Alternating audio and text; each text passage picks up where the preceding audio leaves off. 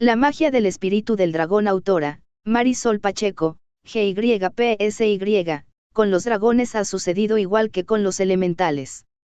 Luego de ser habituales acompañantes del género humano, se convirtieron en personajes de cuentos y leyendas que, poco a poco, bajaron su estatus a los relatos infantiles, no por ser malignos, o fantasiosos, aunque sí fantásticos, o porque la comprensión infantil fuese menos, al contrario, a pesar de las luchas por hacerlo ver así, los niños nunca dejaron de verlos y de creer en ellos.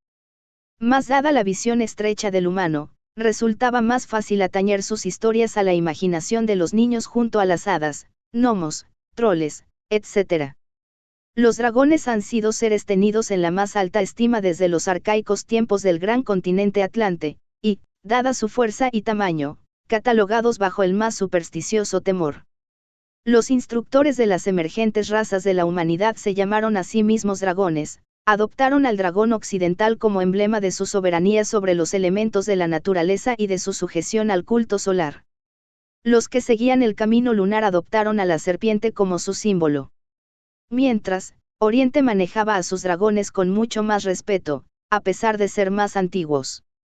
En realidad, la serpiente y el dragón siempre han sido uno, ya que ella termina adquiriendo alas al sublimarse, y entonces se convierte en el dragón alado, y este devendrá en el Ouroboros, el dragón que muerde su propia cola, símbolo del infinito. Nadie puede, a estas alturas, negar que la vida se originó en el agua. Nadie puede negar la importancia de las divinidades que emergieron del mar, como Anes, del cual se habla como hombre pez, o serpiente marina, ratificando el origen común entre serpiente y dragón. Existen escritos antiguos donde se habla del culto a deidades de nombres vertientes a la palabra dragón. Como los rollos y estatuillas de Babilonia describiendo así, el culto al dios Dagon o Dugón. Y a pesar de los intentos de varias religiones por sabotear la imagen de estas criaturas, hoy en día resurge con más fuerza el aliento del dragón, brindando toda su sabiduría y gran fuerza a todos los que deseen confraternizar con estos. Estos grandes aliados en la magia solo se presentan si así lo desean y siempre y cuando no les quede duda del propósito y sentimientos de quienes les invocan. Seres de gran poder dispuestos a compartir su sabiduría milenaria. Desde tiempos inmemoriales los dragones han estado en la mente de los hombres. La palabra dragón proviene del griego derkomai, el de aguda mirada. Los romanos latinizaron y lo tradujeron a draco, serpiente gigante. Los dragones son guardianes de grandes tesoros, mas el tesoro más grande que guardan es el del conocimiento y la sabiduría. Son seres que han estado presentes desde el comienzo de las eras de la humanidad y mucho antes. Los dragones han estado presentes en todas las culturas antiguas, desde el lejano oriente hasta las culturas mesoamericanas. Representado de muy diversas maneras y con diferentes simbolismos. Así, de cierta manera el dragón ha estado presente en la Mesopotamia y en Tenochtitlán. En el antiguo Egipto y en la Europa primigenia. En Occidente y en el lejano Oriente. Un dragón es un ser de respeto y al que se le debe de temer. Respeto por el conocimiento y sabiduría que posee. Y, temor pues son observadores de todos los actos del hombre. Ellos saben de antemano y antes de que se les busque quién es digno de su conocimiento y quién no. Pero, a pesar del tiempo que ha transcurrido desde entonces, el término sigue vigente para los practicantes de alquimia, ya que dentro de los arquetipos que estudia este arte se encuentra el dragón, que es el guardián de la sabiduría más elevada, el custodio de las puertas entre los mundos y el que sobrepasa en poder a cualquier otra criatura sobre la tierra, estando a la par de los hombres iluminados. De ahí que en las historias mitológicas del Vajrayana del budismo, los sabios se conviertan en dragones, como Kuan Yin, por ejemplo, y que en el taoísmo, alquimia china, los 8 inmortales viajen en una barca que en la proa tiene la imagen de un dragón que sujeta una joya flamígera entre sus quijadas.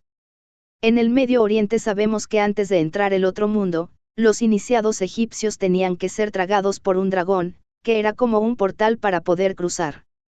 Pero no solo en esos pueblos lejanos han tenido constancia de la aparición del legendario dragón, en Occidente, también vemos narraciones que relatan simbólicamente el desarrollo del mito del héroe, donde éste tiene que vencer al dragón para hacerse dueño de su tesoro. Y esto es porque el dragón es el legendario custodio del Grial, de la Copa del Mundo donde el demiurgo mezcló los elementos en un principio. Y según las crónicas más antiguas, que ya eran viejas desde que se hundió Atlantis, pero que nos han llegado por tradición oral, el demiurgo Samael designó a los instructores como custodios de la sabiduría porque, simbólicamente, antes de guardar el grial, ellos lo habían poseído. En muchos mitos de la creación del mundo, se describe a los dragones formando parte importante durante la creación, y en muchas crónicas antiguas se dice que el dios padre del panteón de dioses del pueblo en cuestión, usó la piel de un dragón para crear el mundo.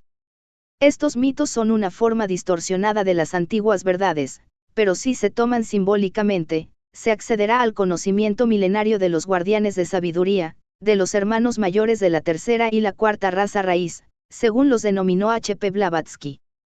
En un libro muy antiguo, el Libro de los Días, se relata que al principio del tiempo, el demiurgo, el primer inmortal creado, el Elohim de la octava esfera y hermano mayor de los otros 7, emergió del caos y habiendo visto los arquetipos perfectos de todo lo que sería, contenidos dentro del absoluto, los proyectó por medio de su mente, y así revistiéndolos de su propia substancia, alma, hizo manifiesto lo inmanifiesto y lo invisible se hizo visible.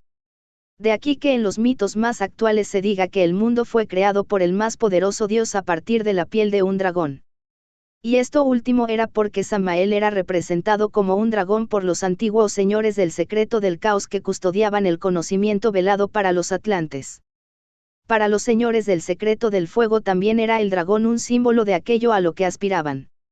Pero con la conmoción del continente después de que algunos de estos guardianes perdieron su equilibrio por tratar de controlar el conocimiento vedado, el recuerdo permanece latente en la humanidad. ¿Y por qué en Occidente se le tiene ese temor al dragón en la actualidad? Porque para la institución religiosa se convirtió en la representación del pecado. Porque muchos de los que habían adoptado ese escudo de armas en la antigua Atlantis fueron los que provocaron el hundimiento del continente, y muchos de los que ahora temen al dragón sufrieron los desastres que conmocionaron al antiguo continente y murieron ahí. Inconscientemente la gente le teme al dragón porque al verlo, aflora a su conciencia la memoria casi olvidada de un pasado que fue devastador para muchos, puesto que las heridas que esa catástrofe causó en su psique todavía no están del todo curadas. Pero otros están fascinados por el dragón y su imponente presencia. Y esto se comprueba si miramos hacia las costumbres de los pueblos de Oriente, donde la sabiduría sempiterna no ha sido tan perseguida como aquí en Occidente. Un elemento básico de Occidente es su ansia de dominio sobre todo lo creado. Sea inferior o superior. Si es inferior ratifica su carácter de amo de todo lo existente. Si es superior, muestra su gran poderío. Este fue uno de sus errores garrafales con relación a los dragones. Al no poder dominarlos, ni como seres ni como arquetipos, decidió execrarlos de la realidad, aunque no haya podido hacerlo con la memoria.